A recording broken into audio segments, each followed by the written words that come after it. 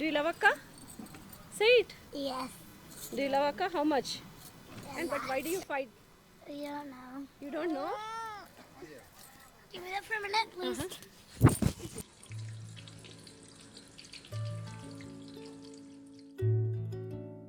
Shrinika born, we are really surprised being a first baby in our entire family.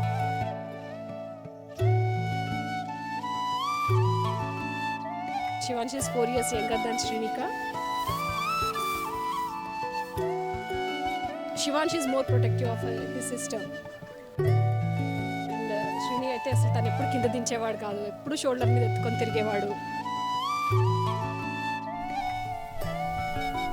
When she was baby, but later it's changing now though.